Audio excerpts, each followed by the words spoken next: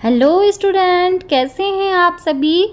उम्मीद करती हूँ आप सभी बहुत अच्छे हैं। आज हम करने जा रहे हैं चैप्टर 2 क्लास 8 बस की यात्रा।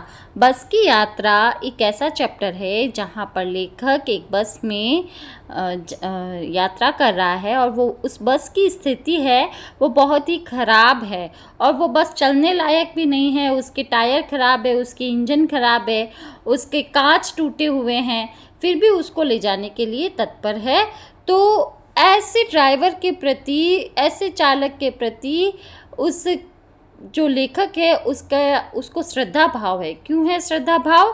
क्योंकि उसे पता है कि बस की स्थिति कैसी है, फिर भी अपनी जान हथेली में रख के वो इस बस को ले जा रहा है। क्यों? सिर्फ कमाई करने के लिए।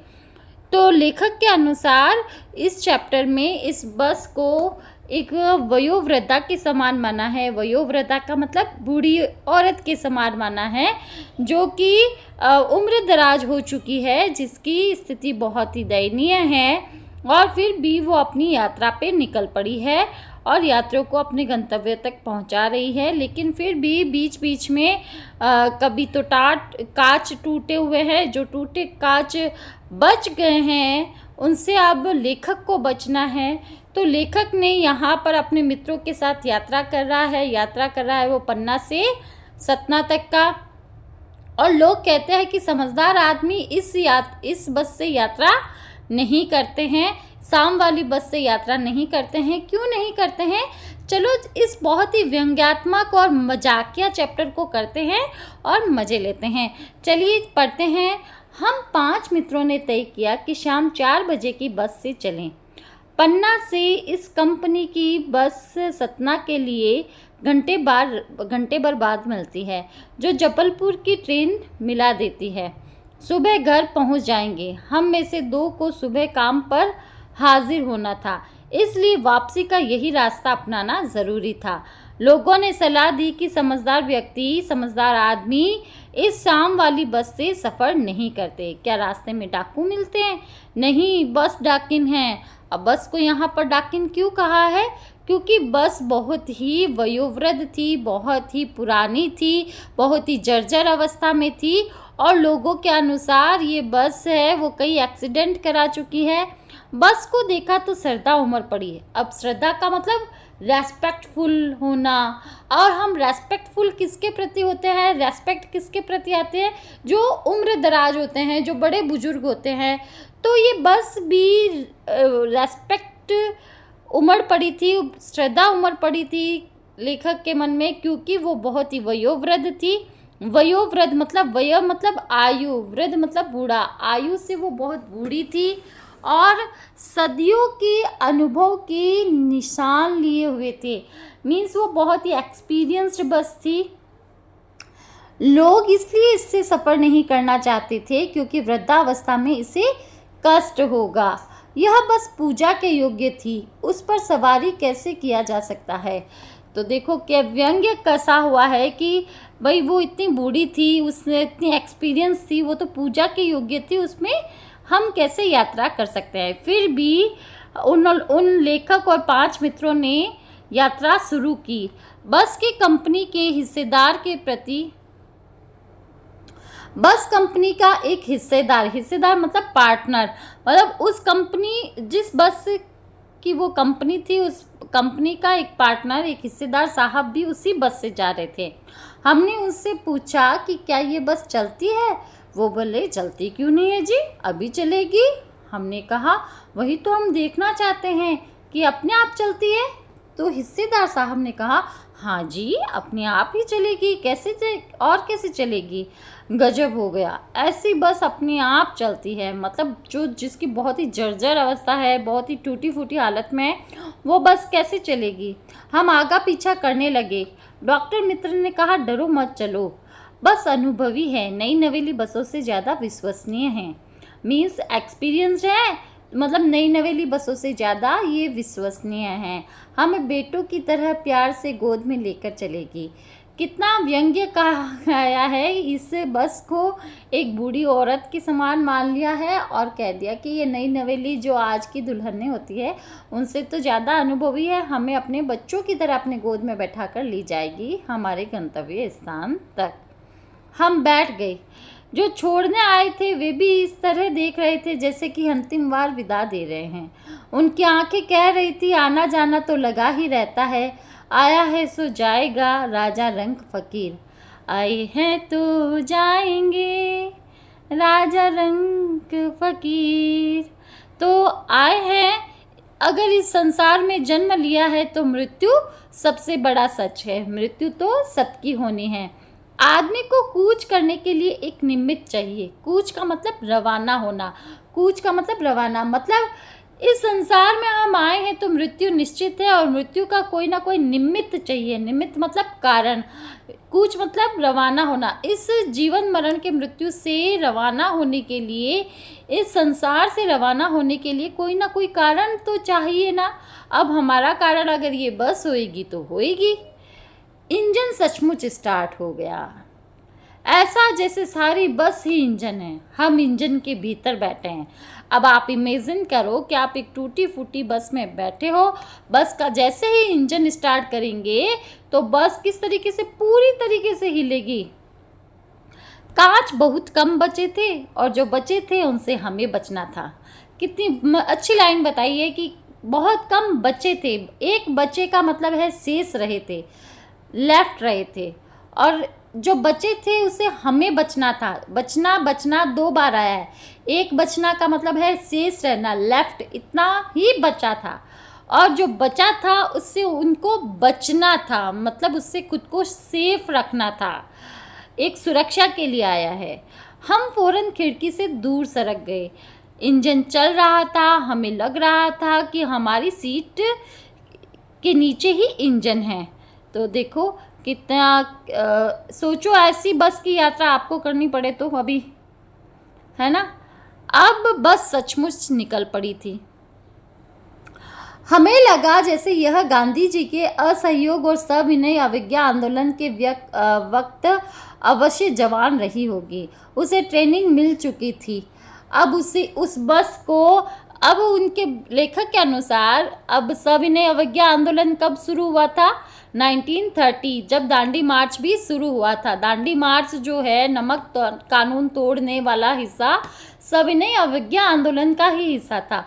1930 में सविनय अवज्ञा आंदोलन चलाया गया था, जिसके अनुसार अंग्रेजी शासन के खिलाफ कार्यवाही करना, अंग्रेजी शासन की आज्ञा को नहीं मानना, आज्ञा की अवज्ञा करना।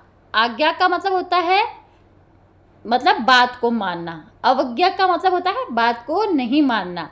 तो सविनय अवज्ञा आंदोलन मतलब रेस्पेक्टफुली, मतलब बिना हिंसा के, बिना मार कसोट के हम उनकी कोई भी बात को मानेंगे नहीं। उन्होंने नमक पर टैक्स लगाया तो हम नमक खुद बना लेंगे।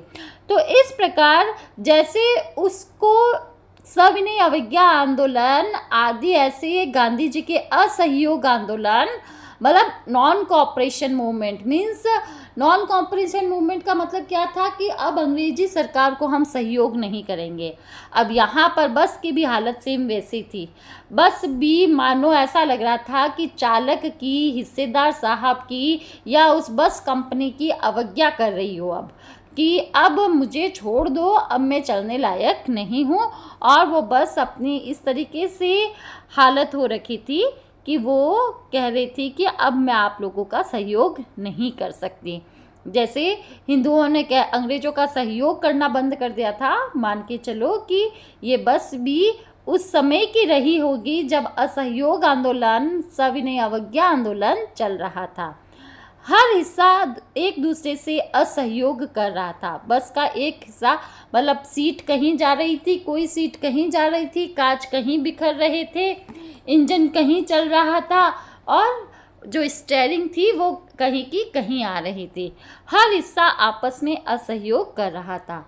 पूरी बस सविनय अवज्ञा आंदोलन के दौर से गुजर रही थी। सीट को बॉडी से असहयोग चल रहा था। कभी लगता सीट बॉडी को छोड़कर आगे निकल गई है, तो कभी लगता कि सीट को छोड़कर बॉडी आगे भागी जा रही है।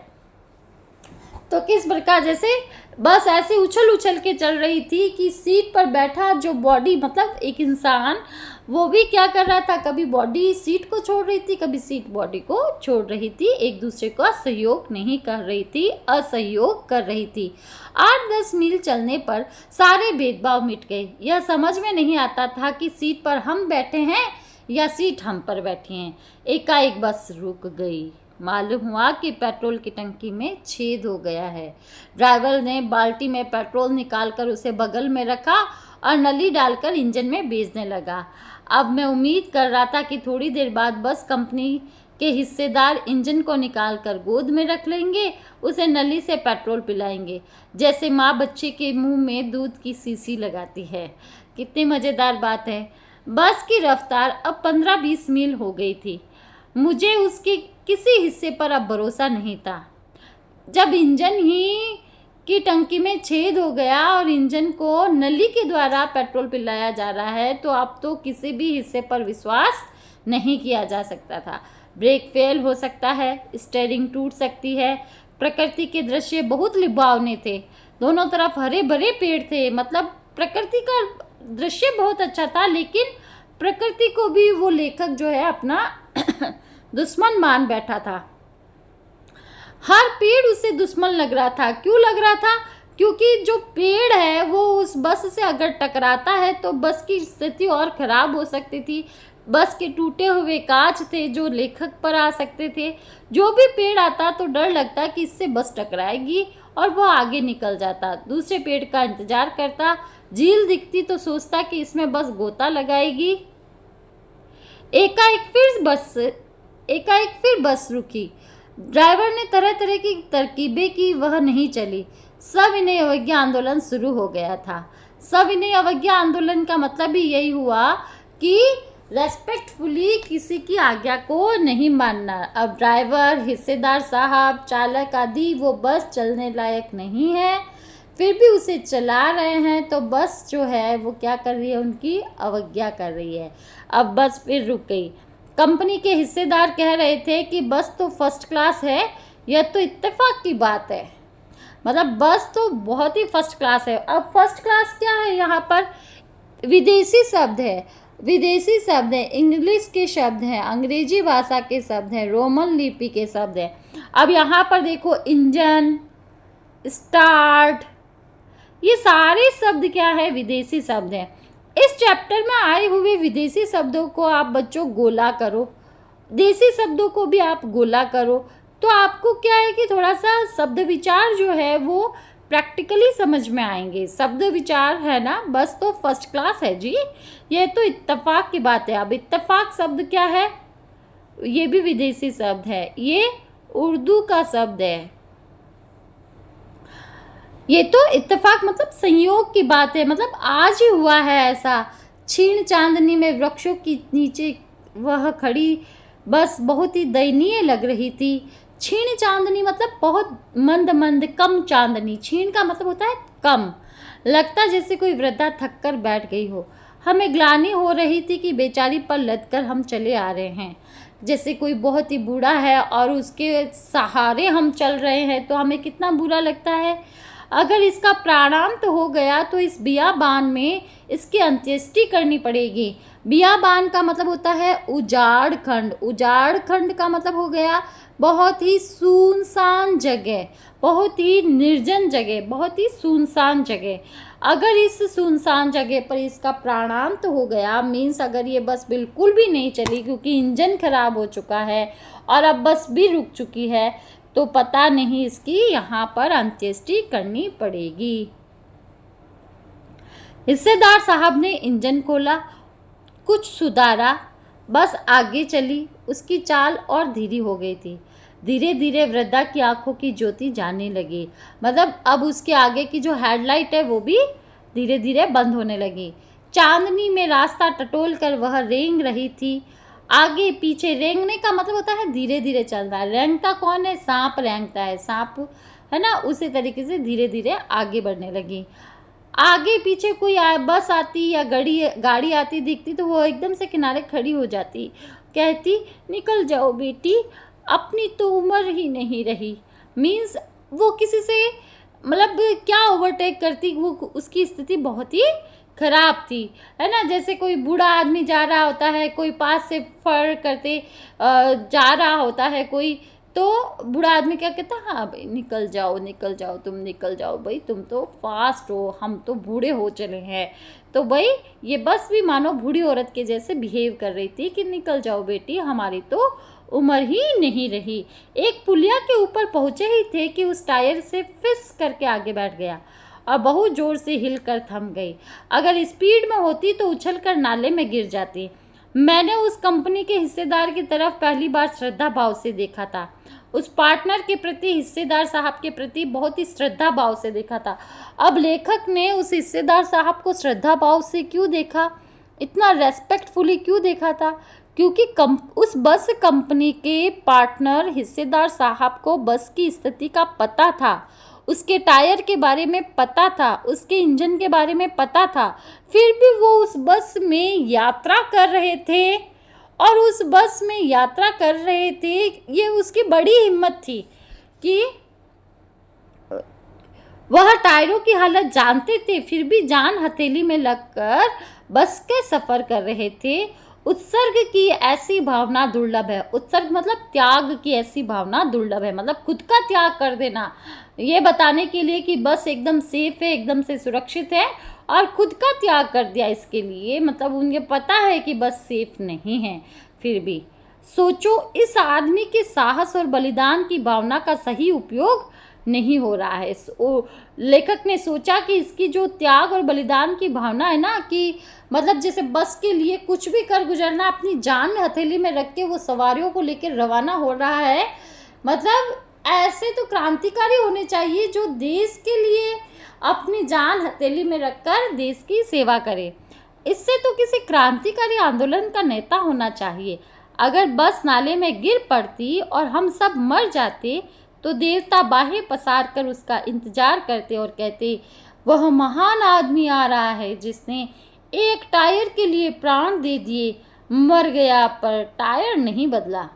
कितना मतलब व्यंग्य कसा हुआ है कि देखो वह महान आदमी आ रहा है जिसने एक टायर के लिए अपनी जान दे दिए पर टायर नहीं बदला। दूसरा किस्सा, टायर लगाकर बस फिर चली। अब हमने वक्त पर पन्ना पहुंचने की उम्मीद छोड़ दी थी। पन्ना से सतना के लिए वो रवाना हुए थे।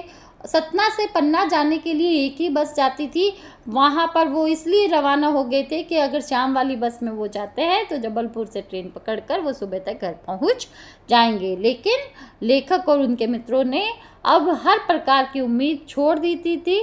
पन्ना कभी भी पहुँचने की उम्मीद छोड़ दी थी, मतलब पन्ना पहुंचने की तो क्या, पन्ना कभी भी पहुंचने की उम्मीद छोड़ दी थी, और पन्ना तो क्या कहीं भी पहुंचने की उम्मीद उन्होंने छोड़ दी थी, क्योंकि बस ऐसी थी कि पता नहीं अब कभी घर का राह देखेंगे भी या नहीं।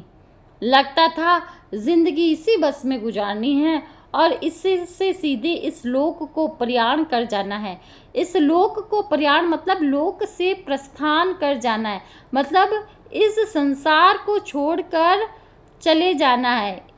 सारी उम्र इसी बस में गुजार देनी है और इसी बस से सीधा इस लोक को ही छोड़कर जाना है। इस पृथ्वी पर अब उसकी कोई मंजिल नहीं है। हमारी बेताबी, तनाव सब खत्म हो गए थे। हमने बड़े इत्मीनान से घर की तरह बैठ गया बस में। चिंता जाती रही, हंसी मजाक चालू हो गया। अब जब एक बार होता है ना कि कष्ट कष्ट कष्ट कष्ट, बार बार कष्ट देखे, और एक बार हमारे मन में मृत्यु का डर आए, दूसरी बार आए, तीसरी बार डर आए, अब बार बार अब हमें आदत हो गई बस में। इतनी बार वो बस रुकी और बस की हालत एकदम से खराब थी, तो लेखक, उसके मित्र या सारे यात्री समझ चुके थे कि या तो अब इस पार या उस पार पहुंच गए तो बहुत बढ़िया, नहीं तो अब लगता है कि इस लोक को छोड़कर ही जाना है। तो अब उनकी चिंता जाती रही, सारे इत्मीनान से बैठ गए। इत्मीनान मतलब एकदम से निश्चिंत होकर बैठ जाना, एकदम से घर की तरह बैठ गए बस में और आराम से गप्पे सप्पे और हंसी मजाक शुरू हो गया। मतलब एक समय ऐसा आता है जब हम यहाँ पर देखो एक पराकाष्ठा बताई गई है इंसान की चिंता की। ये जो बस की यात्रा है ये संसार की यात्रा के समान भी है कि संसार के अंदर भी आपको कई चुनौतियाँ, कई कष्ट, कई तरीके के आपके पास आते हैं, लेकिन बार बार कष्टों को सहते सहते एक आप जब पराकाष्ठा पर पहुँचते हो तो आपको फिर इस संसार की फिक्र ही नहीं रहती कि चलो अब हमें पार तो लगना ही है, खूब हम अपने लिए जिएं। 40 के पार जब उम्र होती है ना, तब इंसान अपने बारे में सोचने लग जाता है। वो सोचता ही है कि हमने इतनी उम्र बिता दी, कुछ नहीं हुआ, अब क्या ही कुछ हो जाएगा, अब जो है वो खूब अपने मज़े से रहेंगे। तो इस प्रकार हरिशंकर परसाई जी की इस चैप्टर के इस व्यंग्यात्मक बस के चैप्टर से उन्होंने बताया है कि बस की यात्रा जो चैप्टर है वो हमारी जीवन यात्रा भी इसी प्रकार से चुनौतियों से भरी होती है। तो आपको ये चैप्टर कैसा लगा बच्चों?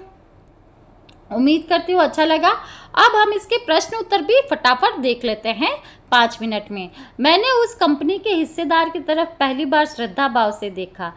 लेखक के मन में हिस्सेदार साहब के लिए श्रद्धा क्यों जग गई? बताइए क्यों जग गई? लेखक के मन में हिस्सेदार साहब के लिए श्रद्धा इसलिए जग गई थी क्योंकि वह जो हिस्सेदार साहब था, बस की कंपनी का जो ये पार्टनर था, हिस्सेदार का मतलब होता है पार्टनर था, उसे उस बस की स्थिति के बारे में, उस बस की टायर की स्थिति के बारे में बिल्कुल तरीके से पता था और पता होने के बावजूद भी वो बस को चलाने का साहस जुटा रहा था।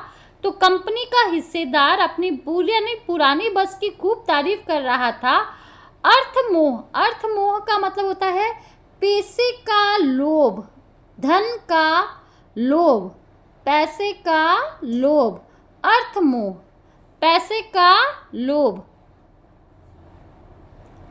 धन का मोह, अर्थ का मतलब धन, और वजह से आत्म बलिदान जैसी भावना दुर्लभ थी जिसे देखकर लेखक हतप्रभ हो गया। हतप्रभ का मतलब होता है अचंभित होना।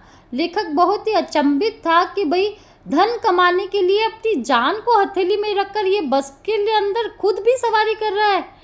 तो उसके मन में उस हिस्सेदार साहब के प्रति श्रद्धा उत्पन्न हो गई। चलिए नेक्स्ट क्वेश्चन देखते हैं।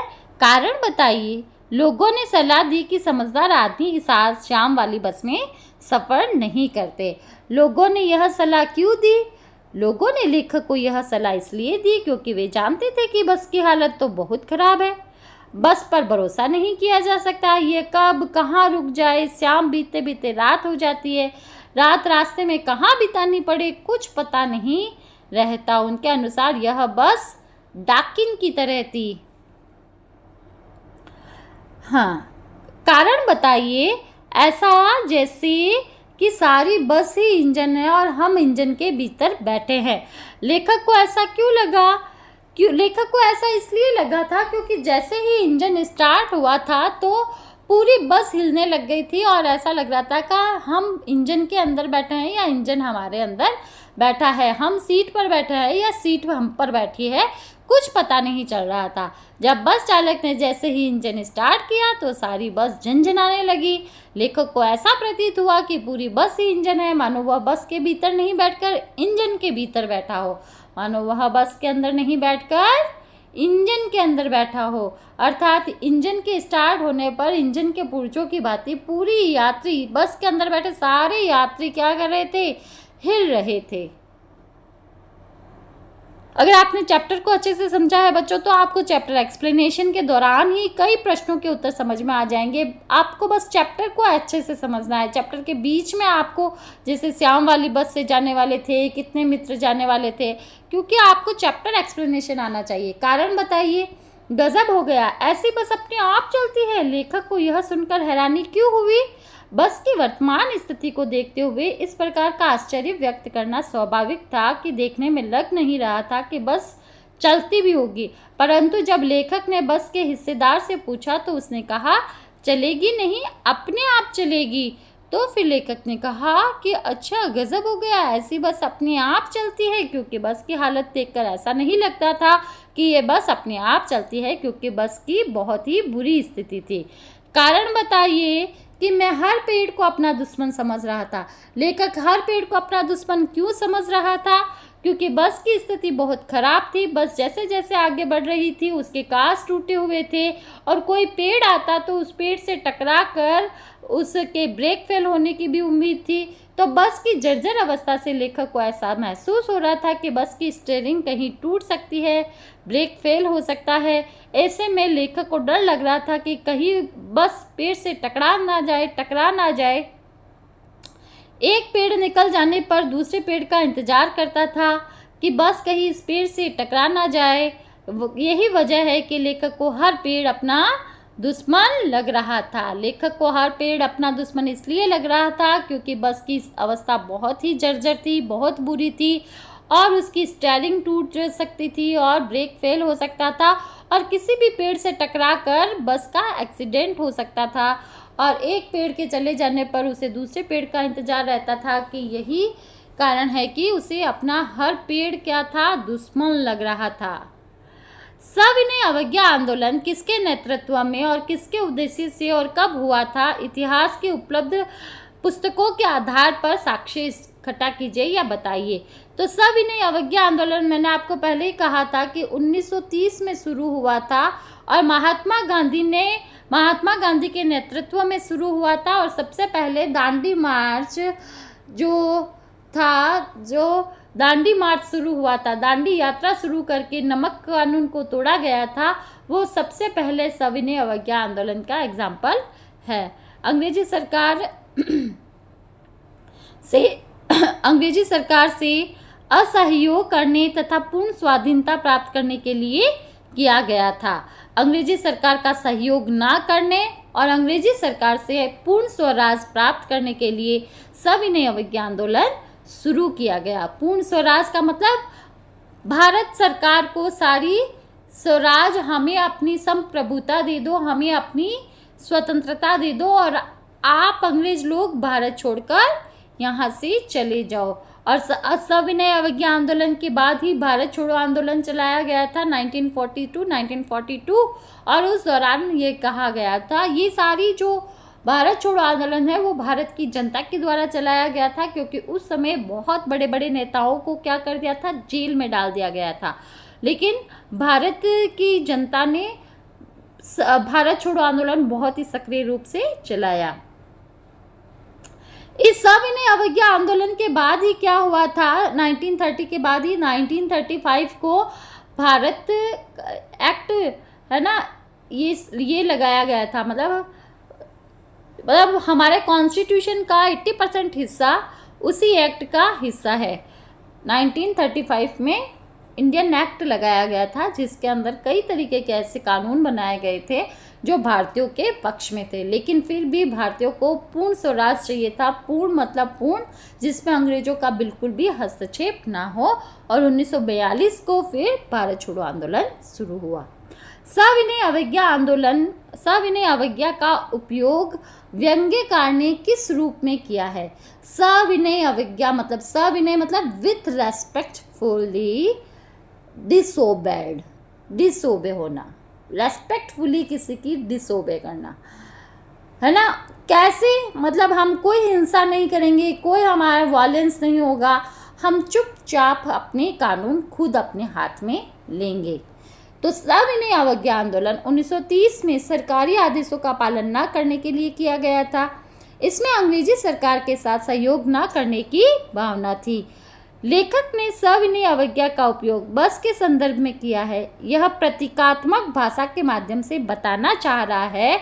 प्रतीकात्मक का मतलब हो गया कि एक व्यंग्य भाषा के रूप में, मतलब जैसे सविनय अवज्ञा का मतलब था कि हम भारत की जनता अंग्रेजी सरकार के आज्ञा को नहीं मानेंगे। उसी प्रकार ये बस भी क्या कर रही थी, अब चालक की बस कंपनी की आज्ञा को नहीं मान रही थी, और बस क्या चाह रही थी, खुद को मुक्त करना चाह रही थी खुद, और वह अपने मालिक और यात्रियों से स्वतंत्र होने के लिए अनुरोध कर रही थी। बस विनयपूर्वक अपने मालिक और यात्रियों से स्वतंत्र होने का अनुरोध कर रही थी। और हम भारतीय भी क्या कर रहे थे? विनयपूर्वक अंग्रेजी सरकार से स्वतंत्र होने के लिए अनुरोध कर रहे थे। अनुरोध का मतलब रिक्वेस्ट कर रहे थे। भाषा की बात में आते हैं। इस चैप्टर के अंदर बस, वस, बस 3 शब्द आए हैं। 3 शब्द। एक बस का मतलब हो गया बस, like a tool, like a साधन जिसमें यात्रा की जाती है। एक बस का मतलब होता है पर्याप्त होना, बस करो अब। और एक वश होता है। वश का मतलब होता है किसी को अपने कंट्रोल में लेना। तो इन सब में बस की सवारी के अर्थ बस से चलना होगा। बस एक टूल है, मेरे वश में नहीं है, कंट्रोल। अब बस करो, इनफ, पर्याप्त। उपयुक्त वाक्यों के समान ही वश, बस आदि से 2-2 शब्द बनाओ। अब 2-2 वाक्य बनाने हैं। जैसे वश का हो गया कि आजकल बच्चों को समझाना सबके वश की बात नहीं है, सबके अंडर में नहीं है। भगवान की करनी मनुष्य के वश में नहीं है। बस करो, कितना खाओगे? बस करो, इतना काफ़ी है। बस अब मैं और नहीं सुन सकता, ऐसा कहते हैं ना।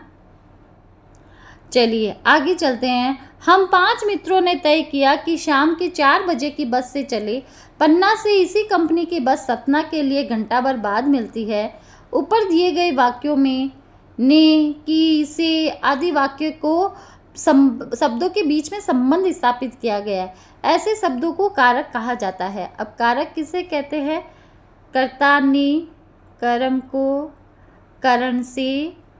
और इसको कारक को समझाने के लिए मैंने एक वीडियो भी बनाया हुआ है जिसमें संपूर्ण कारक इतनी सही तरीके से समझाया हुआ है कि कोई क्लास 3rd के लिए भी वो इतना ही यूज़फुल है जितना क्लास 10th के लिए। तो आप एक बार उस कारक वाले वीडियो को ज़रूर देखें। इस तरह 2 वाक्यों को साथ जोड़ने के लिए की का प्रयोग हुआ है। कहानी में से 2 प्रकार के वाक्यों को चुनिए। कि अब देखो, यह समझ नहीं आता कि सीट पर हम बैठे हैं या सीट हम पर बैठी है। नई नवेली बसों से ज़्यादा विश्वसनीय है। यह बस पूजा के योग्य थी। बस कंपनी के एक हिस्सेदार भी उसी बस में जा रहे थे। यहाँ पर देखो, हमें कारक शब्दों से निर्मित वाक्य बनाना है। यह समझ में नहीं आता कि सीट पर हम बैठे हैं या सीट हम पर बैठी है। यहाँ पर कि वाक्यों में संबंध स्थापित कर रहा है कि छोटी है, जहाँ पर वाक्यों के अंदर नई नवेली बसों से ज़्यादा। अब यहाँ पर बसों से ज़्यादा किसी का कंपैरिजन करना। बस का नई नवेली बस से कंपेयर किया गया है, से आया है, तो कंपेयर वाली जगह अपादान कारक होता है। अपादान से। और बस से यात्रा करना, बस से यात्रा करना में बस साधन है, वहाँ वो करण कारक है। यहाँ पर बसों से ज़्यादा विश्वसनीय कंपैरेटिव है। कहीं तुलना हो या अलग होने का भाव हो या फिर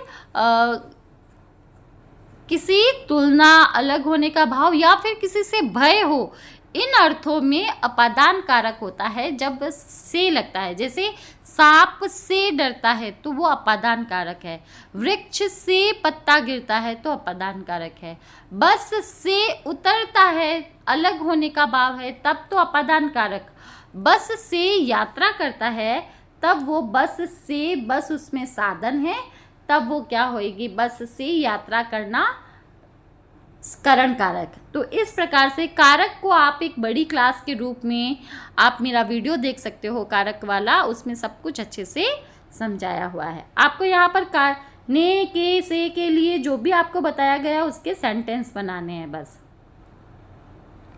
अब देखिए, कांच बहुत कम बचे थे, जो बचे थे उससे हमें बचना था। वाह, ये वही बात है जो मैंने एक्सप्लेनेशन के दौरान समझाई थी कि बचना, कांच बहुत कम बचे थे और उनसे हमें बचना था। दोनों बचना में क्या अंतर है? एक का मतलब बचना का मतलब है कि इतने ही चीज़ बची है, मतलब शेष बचे, इतने ही कांच बचे हैं, और जो बचे हैं उनसे हमें बचना है, उनसे हमसे सेफ रहना है। एक बचना का अर्थ है सेफ। उसी तरीके से यहाँ पर आपको दो शब्द दे दिए, जल और हार। एक जल का मतलब हो गया क्या? जलना, है ना, मतलब आग लगने से जल जाते हैं, और एक जल का मतलब हो गया जल, पानी। अब यहाँ पर आपको एक ही सेंटेंस के अंदर दोनों को इस्तेमाल करना है। जैसे मीना गरम जल से बुरी तरह जल गई। ये जल का मतलब है पानी, ये जल का मतलब होता है जलना, आग से बल जाना। हार, इस प्रतियोगिता में जिसकी जीत होगी उसे मोतियों का हार पहनाया जाएगा। हार का मतलब माला, और एक हार का मतलब पराजय। और जिसकी हार होएगी, जो जीतेगा उसे हार पहनाया जाएगा, और जो हार होएगी उसको बाहर किया जाएगा। तो दो हार आए हैं शब्द। एक हार शब्द का अर्थ है हारना, और एक हार शब्द का अर्थ है माला। बोलचाल की भाषा में फर्स्ट क्लास शब्द जो है, फर्स्ट और क्लास, फर्स्ट यहाँ पर विशेषण है। आपको भी चैप्टर में आए हुए विशेषण को ढूंढना है। अब देखिए, विशेषण के 4 भेद होते हैं। कौन कौन से होते हैं? एक तो गुणवाचक विशेषण, संख्यावाचक विशेषण, परिमाणवाचक विशेषण और सार्वनामिक विशेषण। अब आपको ये पता लगाना है कि कौन सा विशेषण क्या कैसे है। तो विशेषण की भी एक बहुत अच्छी क्लास मैंने दी हुई है, आप उसके गो थ्रू हो सकते हो और 4 प्रकार के विशेषण को अच्छे से समझ सकते हो। तो संख्यावाची विशेषण कौन कौन से आए हैं इस चैप्टर में? 4, 8, 10। गुणवाचक विशेषण जैसे चांदनी रात, गुण का मतलब हो गया क्वालिटी। अब विशेषण कहते किसे हैं? संज्ञा सर्वनाम शब्दों की विशेषता बताने वाले शब्दों को विशेषण कहते हैं। तो यहाँ पर 5 मित्र का विशेषण क्या हो गया? 5, है ना। और